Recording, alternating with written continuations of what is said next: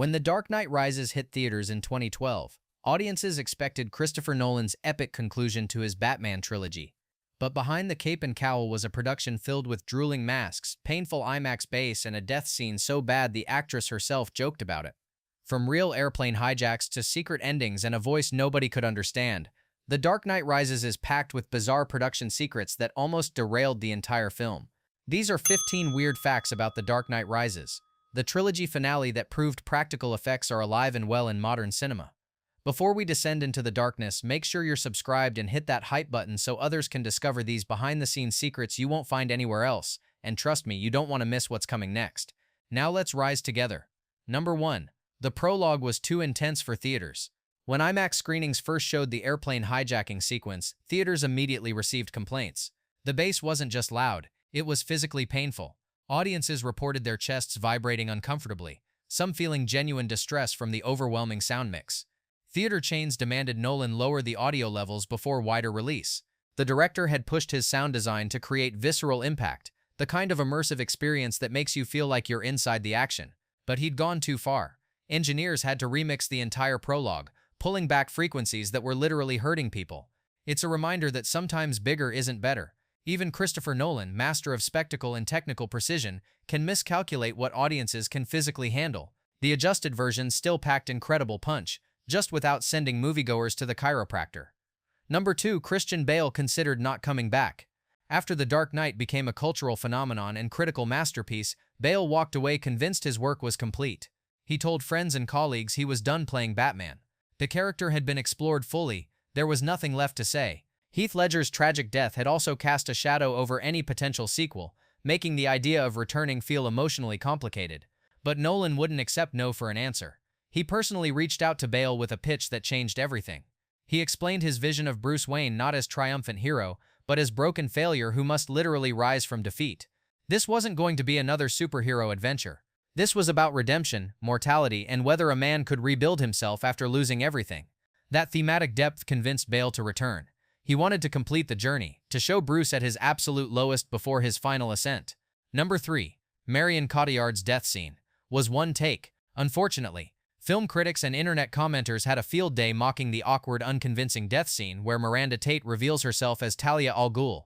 Cotillard writhes stiffly in the truck cab, her head lolling in a way that feels more comedic than tragic. It became an instant meme, dissected endlessly online. But here's the truth behind that infamous moment. That awkward take wasn't a creative choice. It was the only usable footage the production had from that day's shoot. Technical problems, timing issues, and the relentless pressure of a massive production schedule meant they couldn't go back for reshoots. Nolan made the difficult decision to use what they had rather than delay the entire film. Cotillard herself later joked about how terrible it looked, fully aware it had become a punchline. She handled the mockery with grace and humor. Sometimes even the most meticulously planned productions get sabotaged by logistics and circumstance. One bad take can't ruin a great film, but it certainly gives the internet something to laugh about forever. Number 4. The airplane hijack was mostly practical. In an era when CGI dominates action filmmaking, Nolan did something audacious and borderline insane. He actually suspended a real plane in the air using another aircraft. Stunt performers weren't working against green screens or in comfortable safety rigs on a soundstage. They were genuinely dangling from actual aircraft thousands of feet above ground, executing an elaborate mid-air extraction sequence. The risks were enormous. The coordination required was staggering. But Nolan insisted on practical effects whenever physically possible, believing audiences subconsciously recognize the difference between real and digital.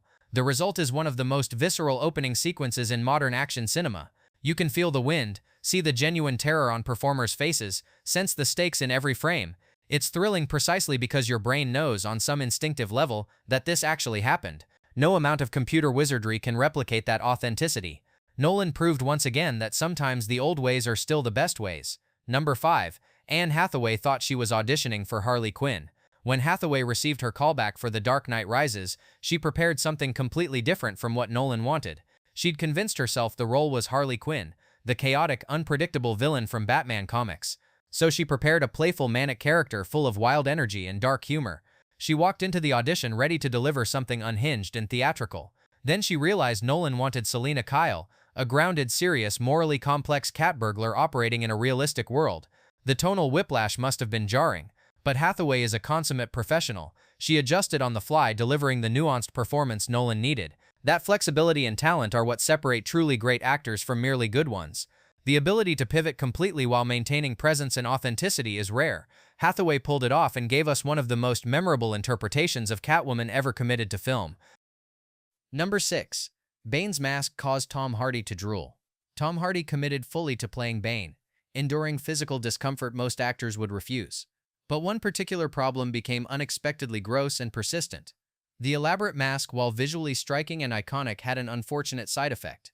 It redirected saliva flow in ways the designers hadn't anticipated. Hardy joked that spit would pool inside the mask during long takes, accumulating until it became genuinely disgusting. Between shots, crew members had to regularly clean and dry the interior. Some takes had to be cut short because Hardy simply couldn't continue with a mouthful of his own redirected drool. It's the kind of unglamorous reality that never makes it into behind-the-scenes promotional material. The mask looked incredible on screen, creating that intimidating mechanical presence that made Bane so frightening. But the actor inside was dealing with something far less cinematic. Sometimes creating movie magic involves tolerating deeply unpleasant physical circumstances that would make most people quit immediately. We're halfway through this journey into Gotham's darkness, but the wildest secrets are still ahead. From secret endings that shocked the cast to football players running for their lives on collapsing fields. If you're loving these hidden stories from Nolan's Batman finale, smash that like button and drop a comment telling me which facts surprised you most so far. Your engagement helps us uncover more forgotten movie history. Alright, let's get back to the shadows. Number 7. The cast had to hide from 5,000 fans. When production moved to Pittsburgh for location shooting, Nolan faced an unexpected logistical nightmare. Word spread instantly that Batman was filming downtown. Within hours, thousands of spectators crowded every street, alley, and rooftop near the set. Some estimates put the crowd at over 5,000 people, all desperate for glimpses of the Dark Knight. Security couldn't control them. Normal filming became impossible. Nolan had to completely redesign his approach. Actors were moved through underground tunnels, shuttled through buildings, and smuggled between locations to keep their costumes secret.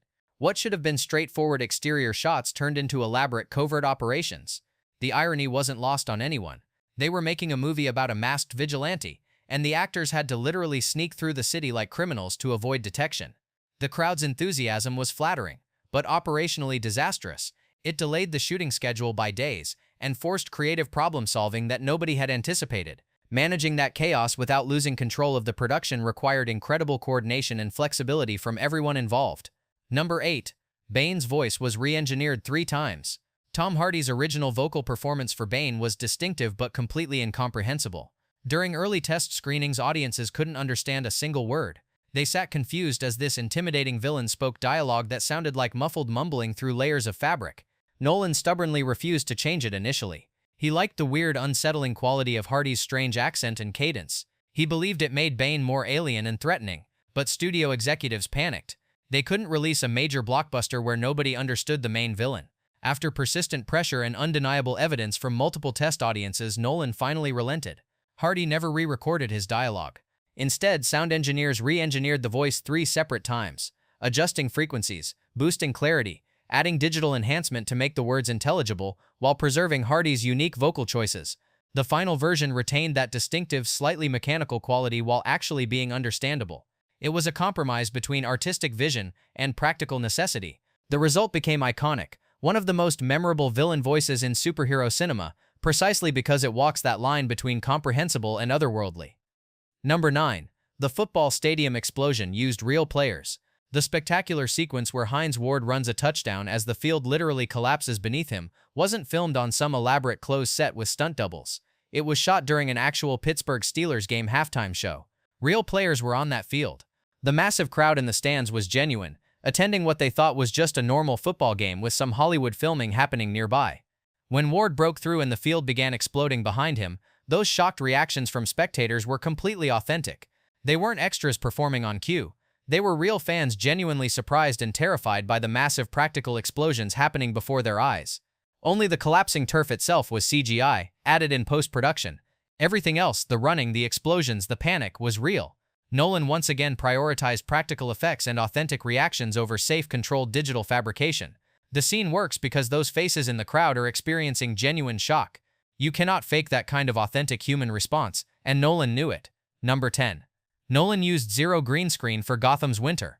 When occupied Gotham needed to feel like a city under siege in the dead of winter, most directors would have relied on green screens and digital snow added in post-production. It's cheaper, more controllable, and far less logistically complicated.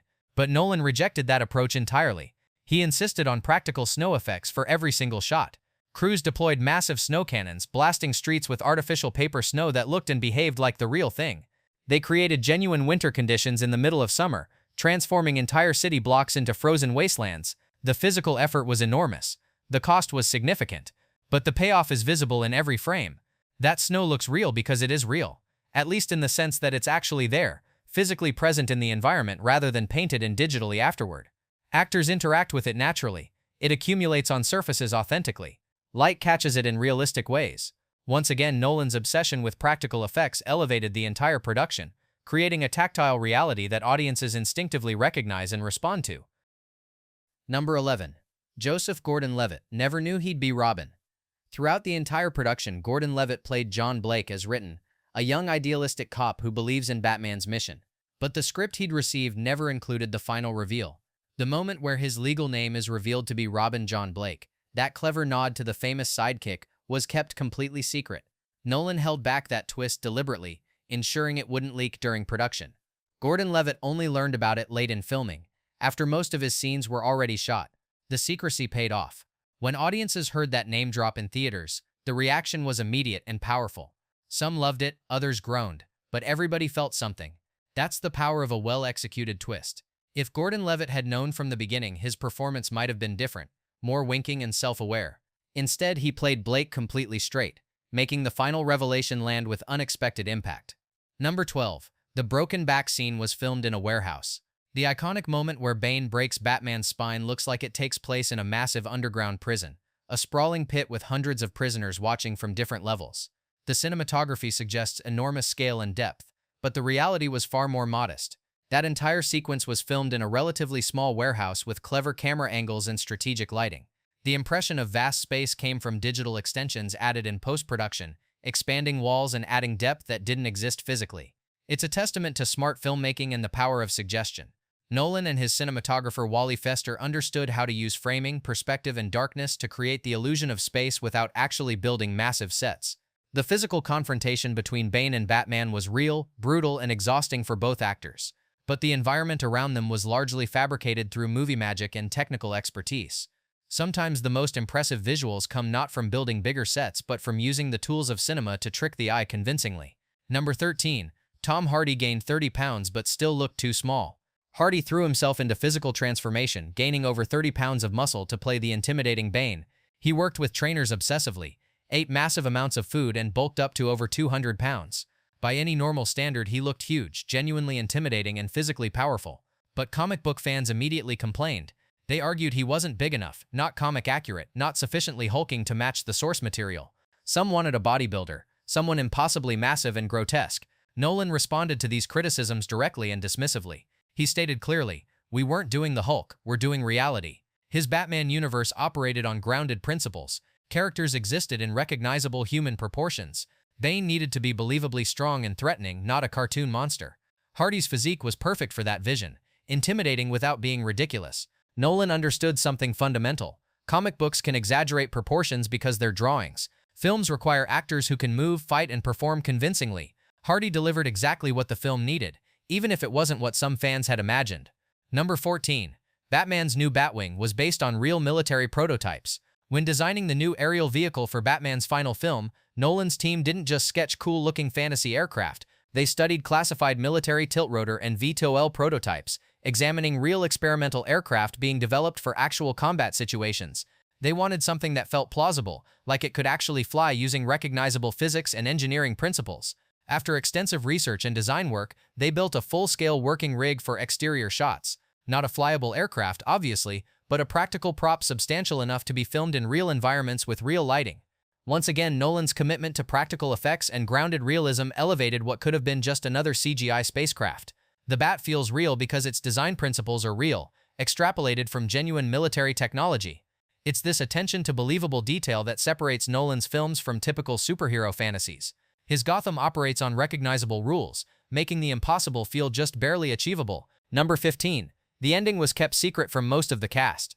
Throughout production, one question consumed fans and cast members alike. Does Bruce Wayne die in the explosion? Nolan revealed the answer only to 3 people: Christian Bale, Michael Caine, and himself. Everyone else, including major cast members, worked without knowing how the story truly ended. Extras filming the final cafe scene in Florence had no idea who Anne Hathaway's character was waiting for. They were told to react naturally to people entering the cafe, but weren't given any context. When Christian Bale finally walked onto that set for the reveal that Bruce survived and found peace with Selina, extras and crew members present had genuine shocked reactions. Nolan preserved the twist through extreme compartmentalization, ensuring nothing leaked before the film's release. That secrecy paid off. When audiences saw Alfred smile at Bruce across that cafe, realizing he'd found the happy ending he'd always dreamed about, the emotional impact was devastating. Some viewers love that ending, others hate it, but everybody felt it, and that's what matters most. The Dark Knight Rises wasn't just another superhero sequel, it was an ambitious attempt to conclude an epic trilogy about failure, redemption, and rising from darkness. Christopher Nolan proved once again that even in the age of digital effects, practical filmmaking and authentic human emotion create the most powerful cinema. The film divided audiences but captured imaginations, ending Bruce Wayne's journey with unexpected grace. If you enjoyed uncovering these hidden stories, make sure to subscribe, because the next trip through cinema's strangest secrets might just be your favorite one yet.